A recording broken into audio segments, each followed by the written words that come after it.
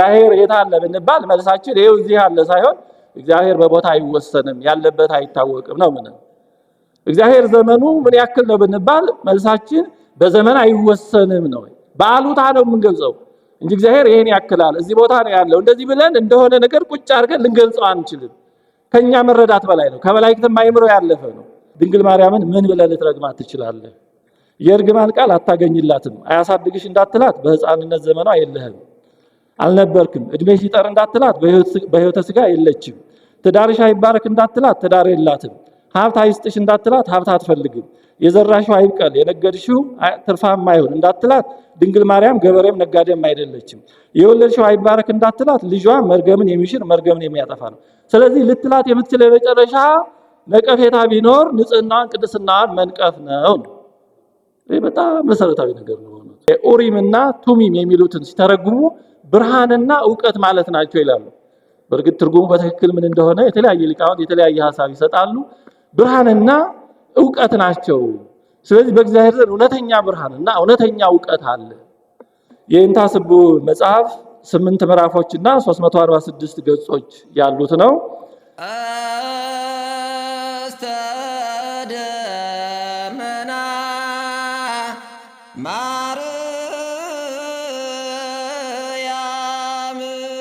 አባታችን ብፁዕ አቡነ ሕዝቅኤል የከፋ ቤንች ማጂ ዞን አህጉረ ስብከት ሊቀ ጳጳስ፣ የሰዋስወ ብርሃን ቅዱስ ጳውሎስ መንፈሳዊ ኮሌጅ የበላይ ኃላፊ፣ ንብረድ አባ ዮሐንስ መጋቤ ካህናት ኃይለሥላሴ አለማየሁ፣ የእንታ እሸቱ አለማየሁ፣ የእንታ ኃይለሥላሴ ዘማርያም ይቅርታ፣ የእንታ እሸቱ አለማየሁ፣ የእንታ ስቡህ አዳምጤ፣ የእንታ ኃይለ ጊዜ አሰፋ፣ እዚህ ያሉትን ልጥራ ብዬ ነው።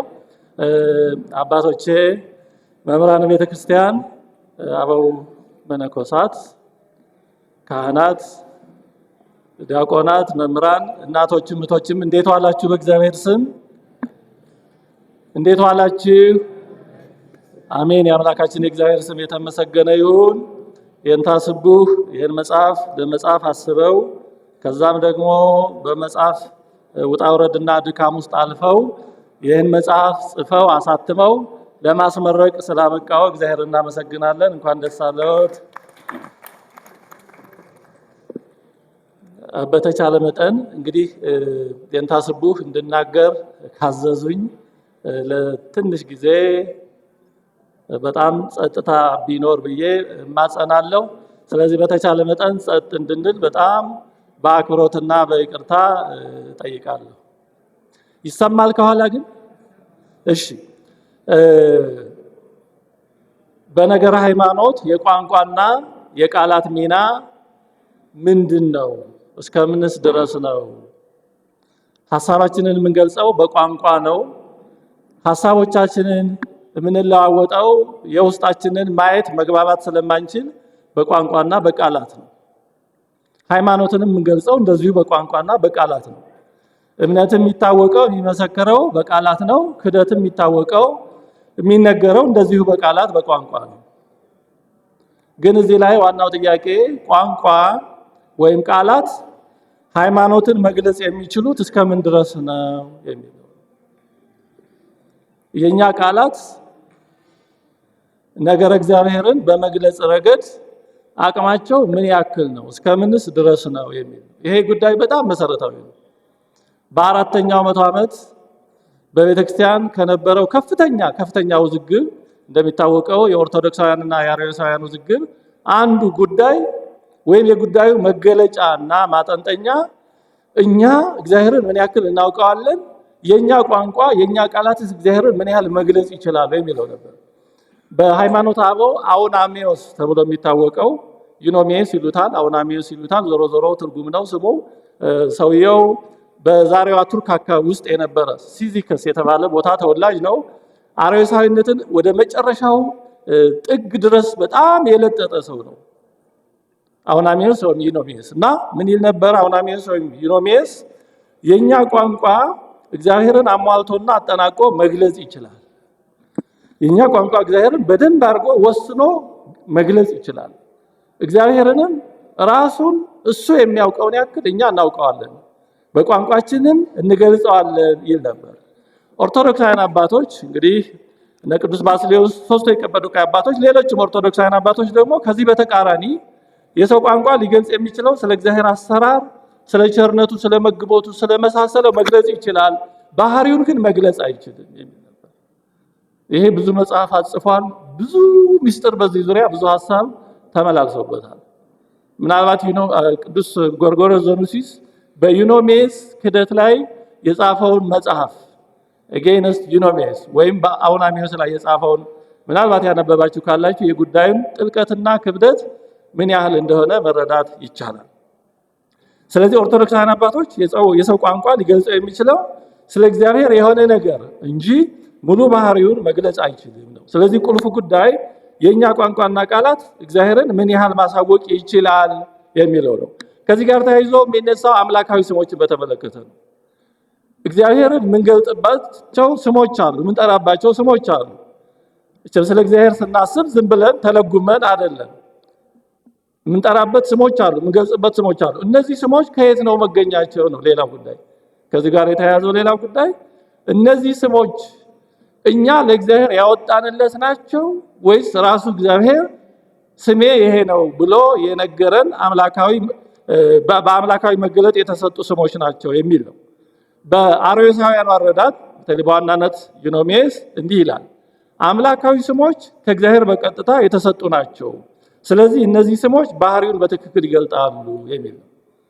አምላካዊ ስሞች በሰዎች የተፈጠሩ ሳይሆኑ በራሱ በእግዚአብሔር የተሰጡ እንደመሆናቸው ስለ እግዚአብሔር ባህሪ ፍጹም የሆነ ዕውቀት ይሰጣሉ የሚል ነው። በተለይ ደግሞ ያልተወለደ የሚለውን ቃል የተለየ ክብደትና ዋጋ ይሰጠው ነበር። ምክንያቱም ያልተወለደው አብ ብቻ ስለሆነ፣ ያልተወለደ የሚለው የመለኮታዊ ባህሪ መገለጫ ስለሆነ፣ ያልተወለደ የሚለው ለወልድ ስለማይነገር፣ ስለዚህ መለኮት አብ ብቻ ነው ለማለት ስለሚመቸው ማለት ነው። ኦርቶዶክሳውያን አባቶች ደግሞ ለዚህ መልስ ሲሰጡ እንደዚህ አይደለም ነው። አምላካዊ ስሞችም ቢሆኑ እግዚአብሔር የሆነ ነገር ይገልጣል። ሰዎች ደግሞ ያን የእግዚአብሔር መገለጥ በየቋንቋቸው በየመረዳታቸው እንዲህ ነው ብለው ለመግለጽ የሆነ ስም ያወጡለታል። ለምሳሌ እግዚአብሔር ዓለምን ፈጠረ። ስለዚህ ይሄን ለመግለጥ ፈጣሪ የሚል ቃል ሰዎች ፈጠሩ። ይሄ ፈጣሪ የሚለው በራሱ እግዚአብሔር የተገለጸ ቃል አይደለም፣ ከግብሩ የተነሳ ሰዎች ያወጡለት ስም ነው። ደግ ሆኖ ስናየው ደግ እንለዋለን፣ ሲመግብ ስናየው መጋቢ እንለዋለን። እነዚህ ስሞች ባህሪውን የሚገልጹ ሳይሆኑ እሱ የገለጠውን ስራ በሆነ መንገድ የሚገልጹ ናቸው የሚል ነው እና በአርዮሳውያኑ ዙሪያ ይመላለስ የነበረው ሐሳብ በቋንቋ በዛሬው አገላለጽ ሴማንቲክ ሪያሊዝም ይባላል። ይህ ማለት ስም ባህሪን ይገልጻል የሚል ማለት። ስም ባህሪን ወይም ህላዌም ብንለው ማንነትን ይገልጻል። ስምና ባህሪ አንድ ናቸው የሚል አቋም ነው። ኦርቶዶክሳውያን አባቶች ግን እንዲህ ይላሉ። መጀመሪያ እግዚአብሔር ራሱን በስራዎቹና በድርጊቱ ይገልጻል። እግዚአብሔር አንድ ነገር ለምሳሌ በሐዲስ ኪዳን ሰው ሆኖ አዳነን። ከዚህ የተነሳ ሰዎች ማዳኑን ከማየታችን ማየት ብቻ ሳይሆን ማዳኑን ከማግኘታችን የተነሳ እግዚአብሔር አዳነን። ሰዎች ይሄንን ድርጊት ይመለከታሉ። ከዛ ይሄንን ለመግለጽ የሆነ ቃል ይፈጥራሉ። ስላዳነን አዳኝ እንለዋለን። መድኃኔ ዓለም፣ መድኃኒት፣ ኢየሱስ እንደዚህ እየተባለ እንዲህ ባሉ ስሞች ይጠራል። ስለዚህ ስሞች ግብታዊ አይደሉም ማለት ብሎ በዘፈቀደ የሚፈጠሩ አይደሉም። ሃይማኖትን ለመግለጽ የምንጠቀምባቸው ቃላት እንዲሁ በዘፈቀደ በአጋጣሚ የሚመጡ አይደሉም። በጥንቃቄ የሚዘጋጁ ናቸው። ግን አምላካዊ ባህሪን ከመግለጽ ደረጃ የሚደርሱት ግን አይደሉም ነው። ስለዚህ ምንም አይነት የሰው ቃል የእግዚአብሔርን ባህሪ ሊገልጽም ሆነ ወስኖ ሊይዝ አይችልም የሚለው የኦርቶዶክሳውያን አባቶች አስተምሮ አቋም ነው። ይሄ በየቦታው በሌሎችም አባቶች ትምህርት የተገለጸ ነው። ስለዚህ ስሞች የሚነግሩን አምላካዊ ስሞችን ቢሆኑ ስለ እግዚአብሔር የሆነውን ነገሩን ነው የሚገልጹ። እግዚአብሔርን የሚገልጽ አንድ ብቸኛ ስም ቢኖር ኖሮ ያ ስም በቂ ነበር። በየቋንቋም አይተረጎምም ነበር። በዕብራይስጥ ሌላ ያህዌ፣ አለፍ ሲል ኤሎሂም፣ አለፍ ሲል አዶናይ፣ በግሪኩ ቴዎስ፣ በግዕዙ በአማርኛው እግዚአብሔር በየቋንቋው የሆነው ወደ የቋንቋው የሚተረጎመው እነዚህ ስሞች እንደኛ መረዳት እግዚአብሔርን ለመግለጽ የተጠቀምንባቸው ስሞች ስለሆኑ ነው እንጂ እግዚአብሔር ራሱ አንድ ወጥ ብቸኛ ስም ባህሪውን የሚገልጽ ስም ቢኖረው ኖሮ ያው ብቻ ይበቃ ነበረ ብለው ኦርቶዶክሳውያን አባቶች አብራርተዋል። ብዙ ጊዜ በዚህ ዙሪያ የሚነሳ ዩኖሚየስን በጣም ደጋግሞ ይጠቅሰው የነበረ ያለና የሚኖር እኔ ነኝ የሚለው ቃል አለ። ያለና የሚኖር እኔ ነኝ። እግዚአብሔር ራሱን በዚህ ስም አስተዋውቋል። አይ አም ዋት አይ አም ማለት ሁልጊዜ ያለሁ ማለት ነው። ሁልጊዜ ያለሁ ነኝ የሚል ነው እና ዩኖሚየስ ይህን ስም ያነሳል ደጋግሞ። ይሄው እግዚአብሔር ስሜ ይሄ ነው ብሏል፣ ከዚህ ውጪ በሌላ አይታወቅም። ወይም ደግሞ ይሄ ራሱ የገለጠው ባህሪውን የሚገልጽ ብቻ ሳይሆን ባህሪውን የሚወስን ነው ይላል። ቅዱስ ጎርጎርዮስ ለዚህ ሲመልስ ምን አለ? እንዲህ አለ። ይህንን የመሰሉ ያለና የሚኖረውን አይነት የመሰሉ የተገለጡ ስሞች እንኳን ሳይቀሩ በሰው መረዳት ደረጃ የተገለጡ ናቸው እንጂ ልክ እግዚአብሔር በሆነው ልክ የተገለጡ አይደሉም። ራሱ እግዚአብሔር በሆነው ልክ የሚገልጡትም የተገለጡም አይደሉም። ያ ዘላለማዊ የሆነው እግዚአብሔር ራሱን ለሰው ለማስረዳት ያደረገው ጥረት ነው። ስለዚህ ማዕከላዊ ነው እንጂ ፍጹም ባህሪውን የሚገልጽ አይደለም ይላል። እግዚአብሔር ራሱን በእውነት ይገልጣል። ሆኖ መገለጡ ግን በባህሪው አይታወቂነትና በሰዎች መረዳት መካከል ያለውን ወሰን አልባ ርቀት አያጠፋውም። በአንድ በኩል እግዚአብሔር ባህሪው የማይመረመር የማይደረስበት ነው። በሌላ በኩል ደግሞ የኛ ዕውቀት ውስን ነው። ስለዚህ ምንም አይነት የእግዚአብሔር መገለጥ ይህንን የማያልቅ ወይም ወሰን አልባ ኢንፋይናይት የሆነ ክፍተት ሊሞላ አይችልም ይላል። የሆነ የተገለጠ ስም ይላል ጎርጎርዮስ ዘኑሲስ፣ ቅዱስ ጎርጎርዮስ የሆነ የተገለጠ ስም የሚገልጠውን ነገር ምንነት ገልጦ መጨረስ ሳይኖርበት ስለዚህ ያ ነገር ምንነት በተወሰነ መልኩ እውነታውን ሊያሳይ ግን ይችላል ይላል። ስለዚህ በዚህ ዙሪያ ያለው ዋና ሐሳብ ጭብጥ ምንድነው? ኦርቶዶክሳውያን አባቶቻችን ስሞች፣ ቃላት ሰው የእግዚአብሔርን የሆነ ነገር ይረዳና ያን ለመግለጥ፣ ለማስተማር፣ ለማመስገን የሚፈጥራቸው ናቸው እንጂ የእግዚአብሔርን ባህሪ እንዳለ በቁሙ ወስነው የሚገልጹ አይደሉም ነው። እና ቅዱስ ጎርጎርዮስ ዘኑሲስ ማብራሪያውን ሲቀጥል እግዚአብሔርን ይላል አባት እንለዋለን፣ ፈጣሪ እንለዋለን፣ ደግ እንለዋለን፣ ጠቢብ፣ ብርሃን፣ ሕይወት፣ ንጉስ እኒህና እኒህን የመሳሰሉ ስሞችን ለእግዚአብሔር እንቀጽላለን። ሆኖም ግን ከነዚህ ስሞች አንዳቸውም ሙሉ ትርጉሞች ሳይሆኑ ግን ብዙ እውነተኛ የሆኑ የእግዚአብሔር ስሞች ሊኖሩ የሚችሉት ለዚህ ነው። አንድ በቂ ስም ቢኖር ኖሮ ይበቃ ነበር። ስለማይኖር ባህሪውን የሚወስን ምንም ስም ቃል ስለማይኖር ነው ብዙ ስሞችን የምንጠቀመው ይላል። ስለዚህ ቋንቋ አስፈላጊ ነው ግን ውስን ነው ነው። ይሄኛው ሐሳብ ሲጠቀለል ሐሳባችንን የምንገልጸው ሃይማኖትን የምንገልጸው በቋንቋ ነው፣ ግን ቋንቋ ደግሞ ውስን ነው። ያለ ቋንቋ ያለ ቃላት ሃይማኖትን መግለጽ አንችልም። ግን ደግሞ ሃይማኖትን ለመግለጽ ቋንቋ ያለው አቅም በጣም ውስን ነው። ስለዚህ አባቶቻችን ከሁለት ጽንፎች አስጠንቅቀዋል። ምንድናቸው እነዚህ አባቶቻችን ያስጠነቀቁት ሁለት ጽንፎች? አንደኛው ጽንፍ ስለ እግዚአብሔር እውነት የሆነ ምንም ነገር ልንናገር አንችልም የሚለው ጽንፍ ነው። ማለት ምንም በቃ ስለ እግዚአብሔር ማወቅ አንችልም የሚል ጨለምተኛ ወይም ኮምፕሊት ስኬፕቲሲዝም ወይም አግኖስቲሲዝም፣ ይሄ ትክክል አይደለም። እንዲያውም ስለ እግዚአብሔር ብዙ ነገር ተምረናል። ራሱን አስቀድሞ በብዙ መንገድ ገልጧል። ኋላም ሰው ሆኖ እውነት እውነት እላችኋለሁ እያለ ነግሮናል። ስለዚህ ስለ እግዚአብሔር ብዙ ነገር እናውቃለን፣ ብዙ ነገርም ማለት እንችላለን። ስለዚህ ቋንቋ ውስን ስለሆነ ቃላትም እግዚአብሔር መግለጽ ስለማይችሉ ምንም ማለት አንችልም የሚለው አንዱ ስህተት የሆነ ጽንፍ ነው። ሌላኛው አባቶቻችን ያስጠነቀቁት ሁለተኛው የስህተት ጽንፍ ደግሞ ፍጹም ዕውቀት አለን፣ የኛ ቃላት የእግዚአብሔርን ባህሪ ይገልጹታል፣ ይወስኑታል የሚለው ሌላኛው ደግሞ አርዮሳዊው ጽንፍ ነው። ስለዚህ በዚህ ፋንታ አባቶቻችን የሚያስተምሩት ምን የሚል ነው? እግዚአብሔር በእውነት ራሱን ይገልጣል። ስለዚህ ትርጉም ያለው ነገር ሃይማኖታዊ መረዳትና ቋንቋ የሚቻል ነው። ሆኖም ግን እግዚአብሔር ማንኛውንም ቃልና ጽንሰ ሐሳብ የሚያልፍ ነው። ማንኛውንም ቃል እግዚአብሔር ያልፋል። ስለ እግዚአብሔር የምንናገረው ቃል ከሐሳቡ በታች ነው። የሆነ ነገር እግዚአብሔር ለመግለጽ የምንጠቀምበት ቃል ያ ቃል እንዲያስተላልፍልን ከምንፈልገው አምላካዊ ሐሳብ በጣም በታች ነው። ሁልጊዜ በቋንቋ ሂደት ሐሳቦችን በመግለጽ ሂደት ይህንን ማሰብ በጣም አስፈላጊ ነው። ስለዚህ አባቶቻችን ነገረ ሃይማኖትን ወይም ቴዎሎጂን የተመለከቱት እንዲህ በሚል ሁኔታ ነው። ስለ እግዚአብሔር የሚነገርና የሚኖር እውነተኛ ዕውቀት ባህሪውን ከማወቅ ግን የራቀ አድርገው። ባህሪውን ከማወቅ የራቀ ነው፣ ግን የሆነ ነገር ስለ እግዚአብሔር ይነግረናል። ይሄ አፖፋቲክ ቴዎሎጂ የሚባለው ነው። እንግዲህ በቴዎሎጂ ትምህርት እንደሚሰጠው አፖፋቲክ ቴዎሎጂ ማለት ስለ እግዚአብሔር በአብዛኛው ከሆነው ይልቅ የምናውቀው ያልሆነውን ነው። እግዚአብሔር የት አለ ብንባል መልሳችን ይሄው እዚህ አለ ሳይሆን እግዚአብሔር በቦታ አይወሰንም፣ ያለበት አይታወቅም ነው። እግዚአብሔር ዘመኑ ምን ያክል ነው ብንባል መልሳችን በዘመን አይወሰንም ነው።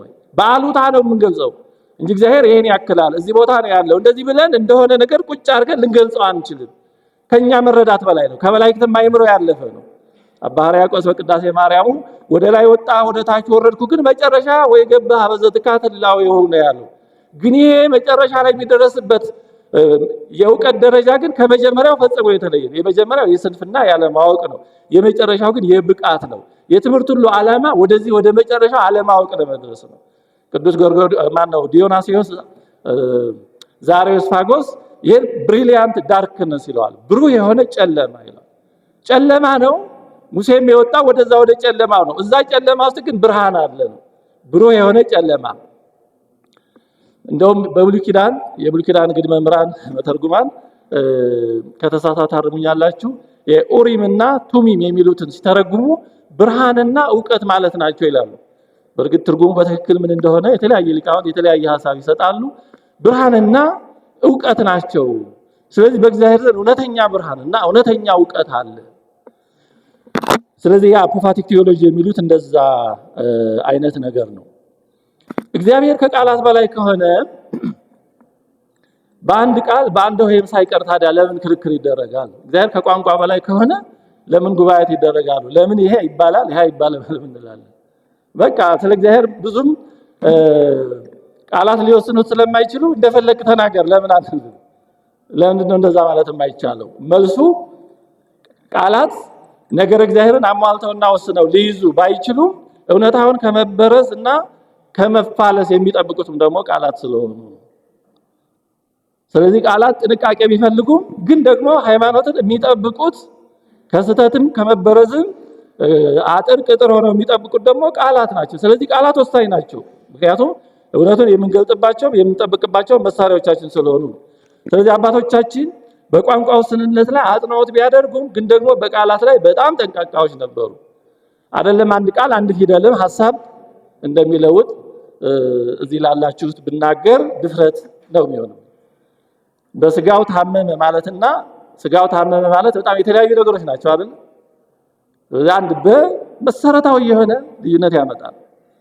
በግሪኩ በኦርቶዶክሳውያንና በአርዮሳውያን ክርክር መካከል ዋህደ ባህሪ ምስላ ወይም ዘሩይ ምስላ በመለኮቱ ተብሎ የተተረጎመው በኦሪጂናል ግሪኩ ሆሞ ኡሲዮስ ነው። ሆሞ ማለት አንድ ባህሪ ማለት ነው። ኡሲያ ባህሪ ነው። ሆሞ አንድ ነው። ስለዚህ ሆሞ ኡሲዮስ ሲሆን ወልድ ከአብ ጋር በባህሪ አንድ ነው። ኦርቶዶክሳዊ ትምህርት ነው። አይ ስትገባ አዮታ ስትገባ በግሪኩ ግን ሆሞይ ኡሲዮስ ይሆናል። ወልድ ከአብ ጋር በባህሪ ይመሳሰላል። መመሳሰል በብዙ መንገድ የተለያዩ ነገሮችን ሊመሳሰል ይችላል። ስለዚህ መመሳሰል ከሆነ የባህሪ አንድነት አይኖርም፣ አርዮሳዊ ነው የሚሆነው እና ለ50 ለ60 ከዛም ዓመት በላይ የነበረውን ውዝግብ አዮታ ኮንትሮቨርሲ ይሉታል። አዮታ ይሄ እኛ የውጣ የምንላት ማለት ነው። ስለዚህ አንዲት የውጣ ስትገባ ኦርቶዶክሳዊ ቃል አርዮሳዊ ይሆናል። የውጣ ስትወጣ አርዮሳዊ የነበረው ቃል ኦርቶዶክሳዊ ይሆናል።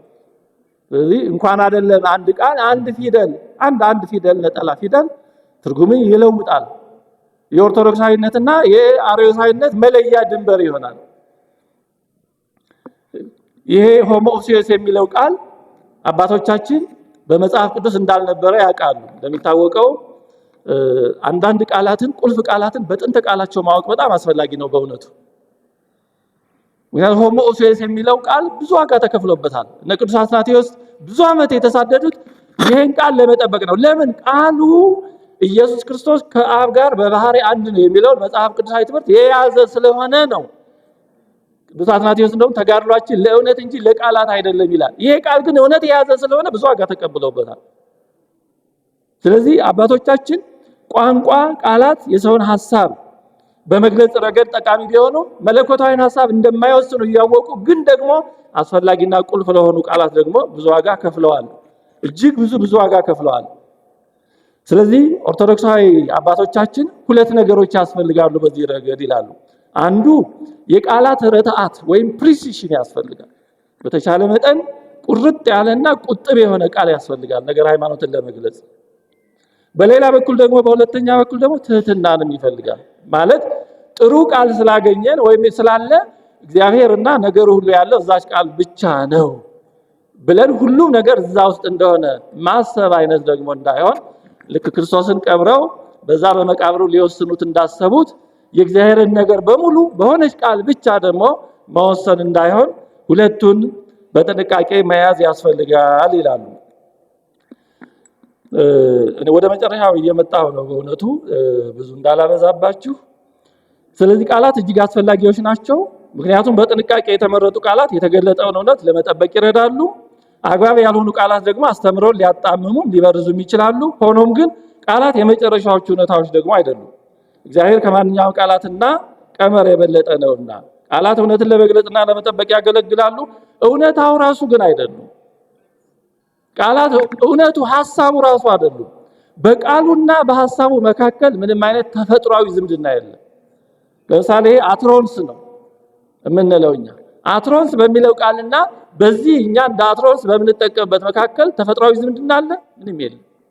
እኛ ነን ይሄንን የሆነ የምንጠቀምበት ላይ አትሮንስ የሚል ቃል ሰጠን። በሌላ ቋንቋ ሌላ ይባላል። ለምን? ቃሉ ከዚህ ነገር ጋር ባህሪያዊ ዝምድና የለው። እኛ የምንጠቀምባቸው ቃላት ከምናስተላልፈው ሐሳብ ጋር ተፈጥሯዊ ባህሪያዊ ዝምድና የላቸውም። እኛ ነን እነዛን ቃላት የሆነን ሐሳብ እንደ ሰረገላ እንዲያደርሱልን እንደ መልእክተኛ እንዲወስዱልን የፈጠርናቸው እኛ ነን። ስለዚህ የቃላቱ ተገዢ ወይም ቃላቱን ወደ ማምለክ እንዳንሄድ ደግሞ ጥንቃቄ ያስፈልጋል። አባቶቻችን እነዚህን ነው በአጽንኦት በሁለቱም በኩል ሲጠነቀቁ እና ሲያስረዱ ይኖሩት እና ይሄንን በዚህ ዙሪያ የሚያስተምሩ መምህራን ምን ይሉታል? የነገር ሃይማኖት እንቆቅልሽ ነው ይሉታል። ፓራዶክስ ኦፍ ቴዎሎጂ። በአንድ በኩል ቃላት አይወስኑትም እንላለን፣ በሌላ በኩል ደግሞ ለቃላት ሳይሆን ብቻ ሳይሆን ለፊደልም ደግሞ ብዙ ተጋድሎ ይደረጋል። ሁለቱን አዋህዶ መረዳት በጣም አስፈላጊ ነው። ቅዱስ አትናቴዎስ በእውነት ከብዙ ተጋድሎዎች ውስጥ ሃይፖስታሲስ እና ኡሲያ የሚሉት ቃላት ብዙ ሲያከራክሩ ስለነበረ በመጨረሻ ያደረገው ምንድነው? ሃይማኖታቸው ኦርቶዶክሳዊ ሆኖ ግን በቃላት አገላለጽ ይለያዩ የነበሩ ሰዎች ስለነበሩ ቁጭ አድርጎ የጠየቃቸው አስተምሯቸውን የምታምኑትን ንገሩኝ ነው ያለው። እና ሲያስረዱ አስተምሯቸው ሃይማኖታቸው ኦርቶዶክሳዊ ነው፣ ቃላት አጠቃቀማቸው ግን የተለያየ ነው። ስለዚህ ሃይማኖታቸው ጤነኛ ከሆነ ቃላቱን እንዲህ አድርጎ ብሎ በዛ ነው የፈታው። እንግዲህ የእንታ ስቡህ አዳምጤ ይሄንን ቤዛዊተ ዓለም የሚለውን መጽሐፍ የጻፉት ቤዛ በሚለው ቃል ዙሪያ ነው። ይሄንን ትንሽ እንደ መንደርደሪያ ለማንሳት የሞከርኩት ቃላትን ስንጠቀም ምን ያህል ጥንቃቄ እንደሚያስፈልግ ነው። አንድ ቃል በብዙ መንገድ ጥቅም ላይ ሊውል ይችላል። ምክንያቱም ያ ቃል ቅድም ለማንሳት እንደሞከርኩት ልንገልጸው ከምንፈልገው ሐሳብ ጋር ባህሪያዊ ዝምድና ያለው። ስለዚህ የሆነ ቃል እኛ በሆነ ሐሳብ ስለወሰድነው ብቻ ሌሎች ይሄን ቃል ለምን እንዲህ ይላሉ ብሎ ወደ መፈረጅና ወደ አልሆነ ድምዳሜ ከመድረስ እንድንጠበቅ የቃላትን ሚና ማሰብ በጣም በእውነቱ አስፈላጊ ነገር ነው። የእንታ ስቡህ መጽሐፍ 8 ምዕራፎችና 346 ገጾች ያሉት ነው። እንግዲህ በመጀመሪያ ምዕራፍ 1 ከቤዛ ትርጉም ይጀምራል። ቤዛ ምንድነው? ከብሉይ ኪዳን ይጀምራል። እንዲህ ያሉ ሐሳቦችን እያብራራ ወደ እመቤታችን ቤዛ መባል ጉዳይ ይመጣል። ምዕራፍ 2 የድንግል ማርያም ቤዛነት የሚለውን በሰፊ ያብራራል። በጣም ብዙ ገጾች እነዚህ ይመስሉኛል። በእርግጥ እያንዳንዱን ለይቼ አላሰላሁትም፣ ግን ሳይ ወደ 70 ምናምን አካባቢ ገጽ የያዘው ይሄ ሰፋ ያለው ምዕራፍ ነው። ምዕራፍ 3 ንጽጽራዊ ማስረጃዎች ስለ ድንግል ማርያም ቤዛነት ያነሳል። አሁንም የተለያዩ ጉዳዮችን ምዕራፍ 4 አጠር ያለ ምዕራፍ ነው። ኢየሱስ ክርስቶስ የዓለም መድኃኒት፣ ድንግል ማርያም መድኃኒት ናት፣ እንዲህ የሚሉ ጉዳዮችን ያነሳል። ምዕራፍ 5 ንጽጽራዊ ማስረጃዎች ስለ መድኃኒት ዓለም አዳኝ የሚባል ማን ነው የሚሉ በተለይ ደግሞ በመጽሐፍ ቅዱስ ጳውሎስ፣ ጢሞቴዎስ ራስህንም ታድናለህ እንደዚህ የሚሉ ነገሮችን ያነሳ። ታዲያ ቅዱስ ጳውሎስ አዳኝ ነው ወይ? ጢሞቴዎስ አዳኝ ነው ወይ? ትምህርትን የሚሰሙትን ታድናለህ እንደዚህ የሚለው በተለየ እንደሌላ መድኃኒት ተደርጎ የሚወሰድ ከሆነ የሚሉ ነገሮችን እያነሳ ይሞግታል። ምዕራፍ 6 የጸጋ አምላክነት፣ ምዕራፍ 7 ውዳሴ ለማርያም የሚሉ ነገሮችን ያነሳል። በጣም ትንሽ ነገሮችን ብቻ ላንሳላችሁ። ከመጽሐፉ መጀመሪያ ሲጀምር በመደላድል ነው የሚጀምረው።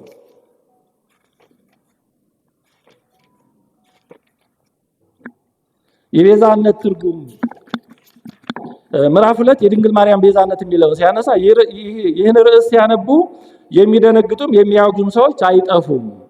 የምትደነግጡም የምታወግዙም በርዕሱ ላይ ተንጠልጥላችሁ እንዳትቀሩ ሁሉንም እንድታነቡ አሳስባችኋለሁ።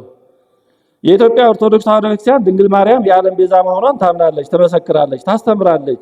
የኢየሱስ ክርስቶስን ቤዛነት ወደ ጎን በመተው ወይም በኢየሱስ ክርስቶስ ቦታ ድንግል ማርያምን በመተካት አይደለም።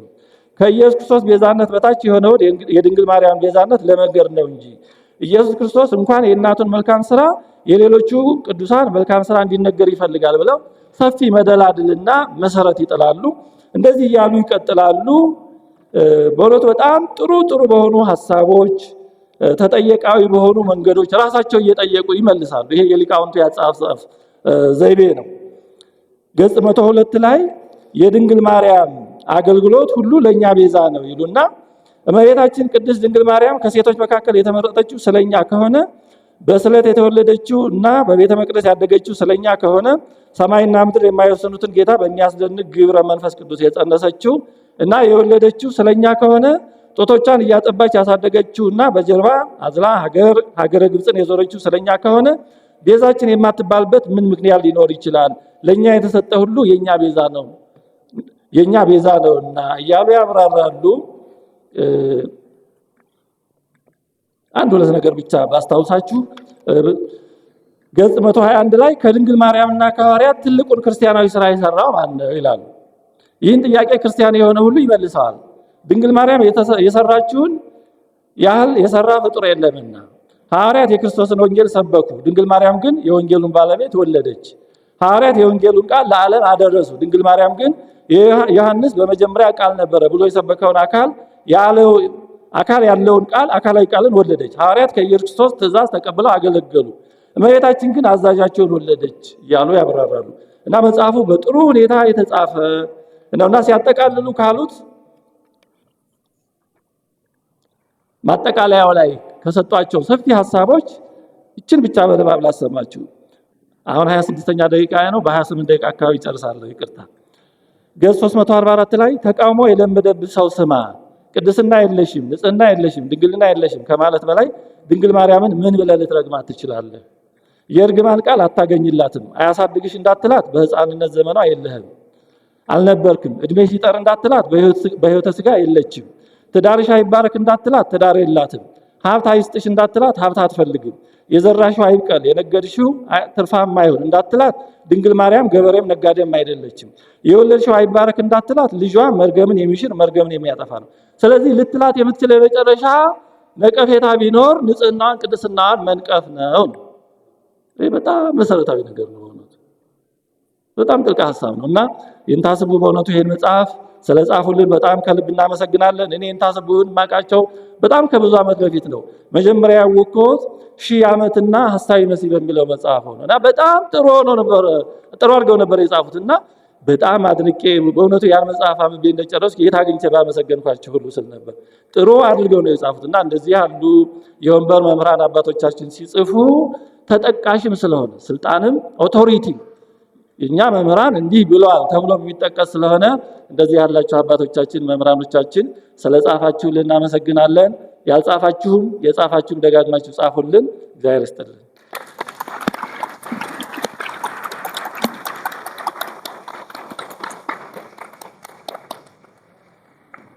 ቃለ ሕይወት ያሰማልን። እግዚአብሔር ይስጥልን።